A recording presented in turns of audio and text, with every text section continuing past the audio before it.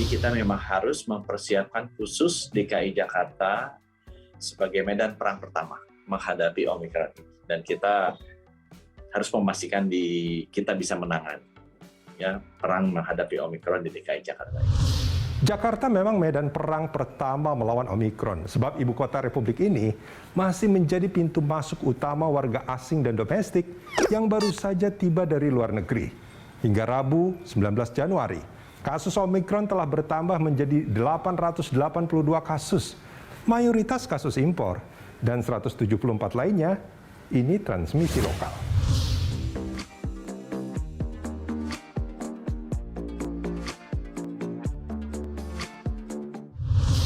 Menurut data BNPB, pada 20 Januari, kasus harian secara nasional bertambah 2.116 kasus.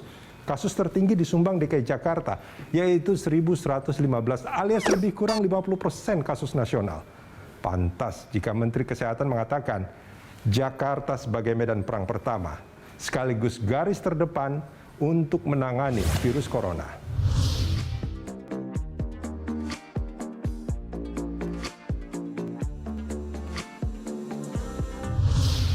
Dua pekan selepas tahun baru, data kasus harian menunjukkan kasus COVID-19 mulai naik-naik ke puncak gunung. Sejak 15 Januari, kasus melompat ke angka seribuan, jauh lebih tinggi dibandingkan tren melandai di bulan Oktober sampai Desember 2021. Biang keroknya, apalagi jika bukan tingginya mobilitas penduduk saat Natal dan Tahun Baru, sesuatu yang telah diprediksi hasil survei Kementerian Perhubungan.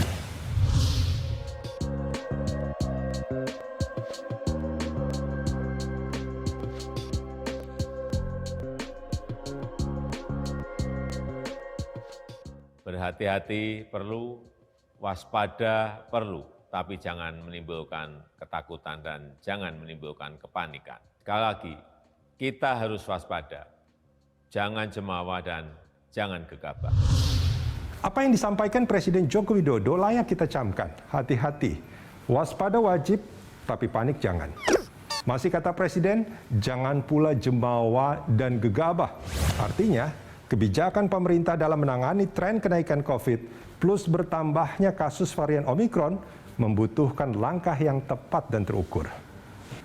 Pada 3 Januari lalu, Menteri Kesehatan menjelaskan langkah antisipasi yang disiapkan pemerintah. Pesannya kuat, bahwa pemerintah tidak meremehkan varian baru bernama Omikron. Jadi saya ingin himbau lagi apa yang disampaikan Presiden, upayakan kita jangan keluar dulu ke luar negeri kalau tidak penting amat. Selama 3 minggu ke depan ini. Karena kita lihat di luar negeri itu biar turun. Karena sampai hari ini, Omikron yang terbanyak di Indonesia itu dari luar. Ini Omikron adalah musuh bersama. Saya ulangi, musuh bersama. Pak Luhut benar. Hingga 19 Januari contohnya ada 5 negara dengan kasus Omikron terbanyak, yaitu Inggris, Amerika Serikat, Denmark, Prancis, dan Kanada. Secara global, kasus Omikron mencapai 383 ribuan. Sudah benar jika pemerintah mengimbau masyarakat tidak bepergian ke luar negeri.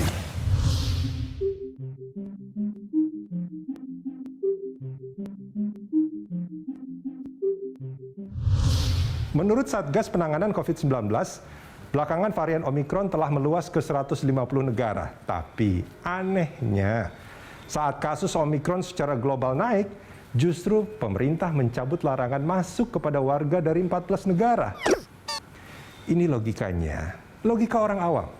Jika kasus Omikron menyebar lebih luas, larangan tadi mestinya tidak dicabut. Malah dengan logika lurus, Indonesia harusnya melarang masuknya warga dari negara dengan kasus Omikron yang banyak.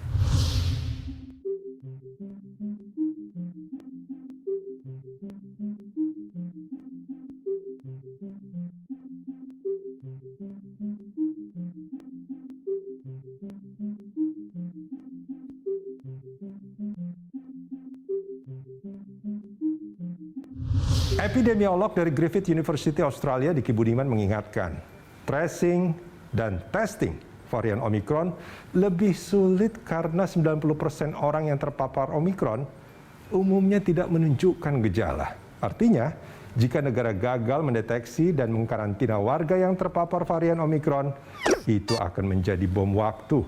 Masalah, entah dalam jangka pendek atau jangka panjang.